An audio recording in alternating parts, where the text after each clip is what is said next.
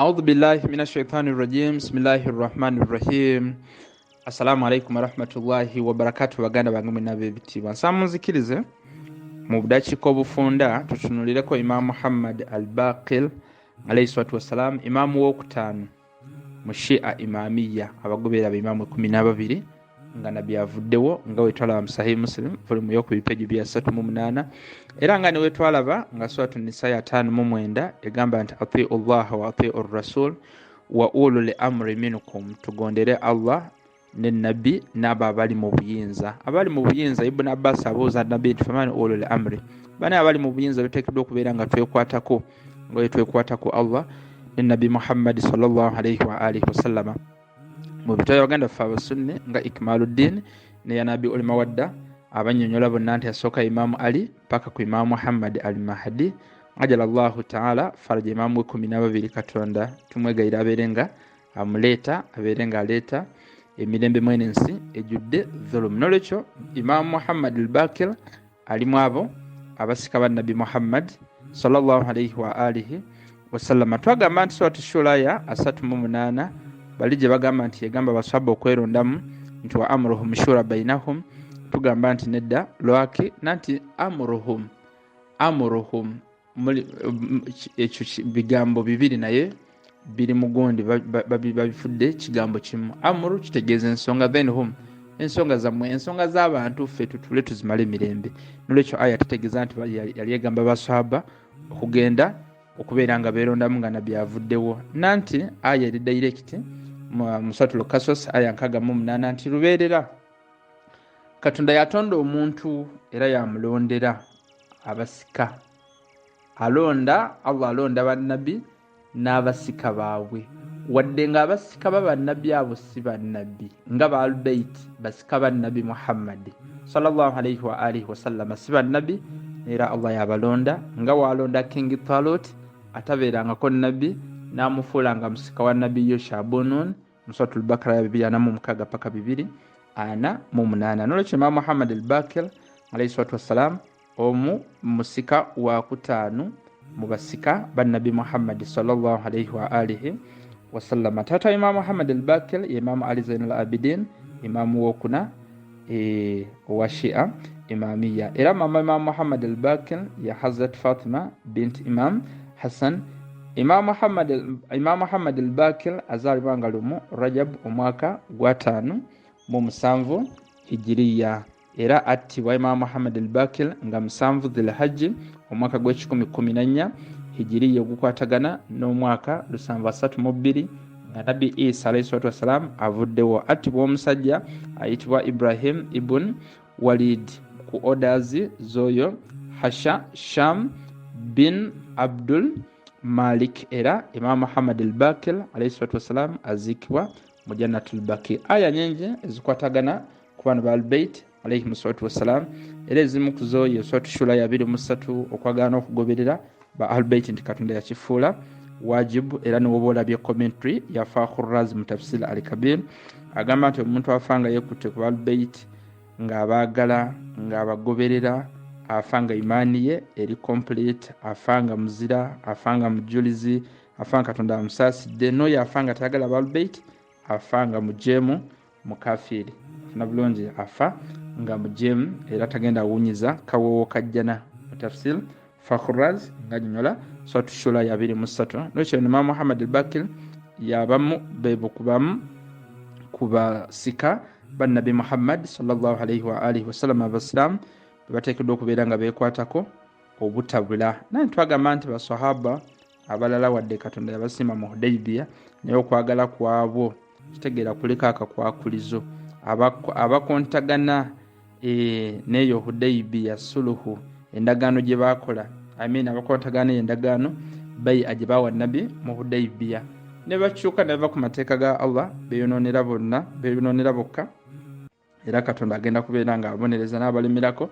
Katonda agenda kubeera nga bawa empeera nnyingi mu suratul Fatih aya ya 10. Nolwekyo basahaba abamu bakyuka, kati mulimu basahaba basome bakyuka, tuteekeddwa okubeera nga twekwata ku bantu abatukuvu ba Al-Bayt abatukuzibwa abatakoona ku mpeke ya zambi lyonna, era ba Al-Bayt Katonda yabatukuza mu suratul Ahzab aya 33 balu bait bebo abalondebwa okubeera nga basika babasiraamu nga tugambye nti Katonda yatonda era yalonda Suratul Qasas aya 6:8. Imam Muhammad al-Baqir nga tweyongerayo y'omu ku bantu abawerekera Imam al-Hussein alayhi salatu wassalam e Karbala. Imam Hussein yali nga ataasa eddiini ya Allah subhanahu wa ta'ala. Imam al-Hussein ng'alwana n'oyo Yazid omulabe w'Obusiraamu. Tekikola amagezi omuntu Katonda gwakuladde okubeera nga yakulembera jjana okubeera nga tugamba obanga abamu bagamba nti Imam Hussein yakola ensobi. Katonda tasobola kubeera nga alonda abantu okitegeera okubeera nga baimaamuzi obanga bakulembeze mu bifo ebinene ebyo nga jjana nga bali azamanya. N'olwekyo Imam Hussein yali ku kituufu, Yazid yali ku kifu. N'olwekyo Imam Bakir alayhi salatu wassalam y'omu kwabo bazzukulu ba Nabbi 12 abasika ba Nabbi Muhammad 12 okuva ku Imam Ali paka ku Imam Muhammad al-Bakir. N'olwekyo Imam Muhammad al-Bakir y'omu kwabo abasika ba Nabbi Muhammad sallallahu alayhi wa alihi wasallam 12 okuva ku Imam Ali paka ku Imam Muhammad al-Mahdi. Nga tugambye nti Katonda yatonda era yalonda era n'olwekyo Nabbi nga tannaba kufa kuba yetayogera okujjako nga babaka Suratu Najmu ya 3 paka ku ya 4 nga mu mukolo gw'Egadir al-Khummi bonna yabalanga nga mulimu na Imam Muhammad al-Baqir alayhi salatu wassalam. N'olwekyo Imam Hussein e Karbala Imam Muhammad Bakir nga amuwerekedde bonna baaliyo ne balaba abantu b'enju ya Nabbi Muhammad bwe battibwa ne baswahaba baabwe. Ekitwala Imam Hussein alayhi salatu wassalam kutaasa Busiraamu because yalina right omukulembeze nga tasobola kubeera kulaba Busiraamu bwa Allah nga bugwawo n'abeera nga tasobola kubudifendinga. N'olwekyo Imam Hussein yali mutuufu ne Imam Muhammad al-Bakir okudifendinga eddiini ya Allah subhanahu wa ta'ala. Nga tulaba bulijjo nti mu Suratul Hajj aya 39 Katonda awa olukusa akkiriza omuntu okubeera nga yeetaasa in case alumbiddwa. Eddiini okubeera nga Imam al-Hussein basika bajjana basika bakulembeze b'Abasiraamu baali batuufu okubeera nga bataasa eddiini ya Allah subhanahu wa ta'ala. Ono Yazid omulabe w'Obusiraamu eddiini y'Obusiraamu yali ayagala okubeera nga akola ki alinnyako okubeera nga ajjawo. Imam Muhammad al-Baqir alayhi salatu wassalam tumulaba Nabbi nga tannaba kufa yagamba omu ku baswahaba bwe ayitibwa Jabir ibn Ansar Abdullah nti agenda kuwangala paka walitolera muzzukulu we Imam Muhammad al-Baqir salam. Era emyaka nga gigenze nga anaatera okufa ng'afuuse namuzibe amaaso tegakyalaba bulungi yamutolera salam yali eva kujajjawe Nabi Muhammad sallallahu alayhi wa alihi wasallama mu bitabo nga Sheikh Sadok Amal Sheikh Sadok page 353 nga tweyongerayo still abamu ku ba students ba Imam Muhammad al-Baqir alayhi salatu wassalam mwalimu Abu Hanifa funa bulungi. N'olwekyo Abu Hanifa yasoma ku Imam Muhammad al-Baqir ne Ja'far as-Sadiq nga abasomako fiqh ne hadith funa bulungi. N'olwekyo bino ebiseera bya Imam Muhammad al-Baqir ne Ja'far as-Sadiq basomesa abantu bangi nnyo kitegeera ba Imam Malik bani bonna babasomesa bano Imam Baqir alayhi salatu wassalam. N'olwekyo abamu ku students Imam Muhammad al-Baqir mwalimu Abu Hanifa ow'amazhibu ago Abu Hanifa era yamusomesanga fiqh ne hadithi. Nsaba mufune bulungi Allah subhanahu wa ta'ala wabanga yogera ku kino mu Suratu Yunus aya 3:5 agamba nti afaman yahdi ila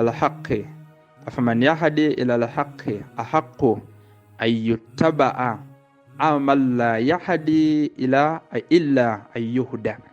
Funa bulungi omuntu ng'ali mu kunoonya mazima funa bulungi anoonya amazima okitegeera muntu ki ateekeddwa okubeera nga agobererwa. N'olwekyo indikeesi gw'oli mu kunoonya amazima ng'osoma busomi ku muntu gw'oteekeddwa okubeera nga ogoberera okitegeera ng'ogoberera oli akutuusa ku mazima akusomesa.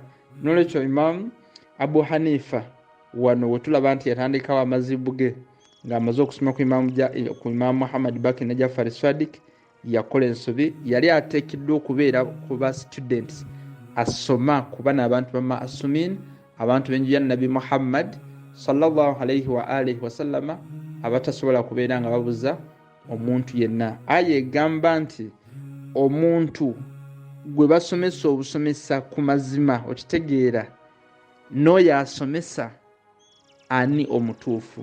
Nolwekyo kiba kitegeeza nti gw'osoma obusomi okutegeera amazima gw'oba oteekeddwa okubeera nga ogoberera bugoberezi, nolwekyo nga togobererwa ate bantu.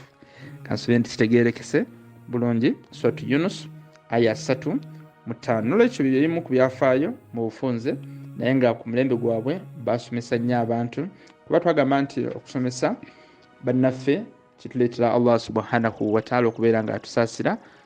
Suratu Tauba aya 7:1 watusaasira n'atukingiriza abalabe n'ayongeza obuwangwazi bwaffe. Ebyenfuna n'atugabirira, n'atuweeza dda eddungi, n'atuwejjana, n'atuwa buli kimu. Suratu Nuh aya 10-12. Naye nga byonna biva ku migaso gy'okusomesa bannaffe nga baimaamu bano we basomesanga, bano ba Abu Hanifa n'abalala. Afunye ensonga ngo sharingira omulala. Wassalamu alaikum warahmatullah.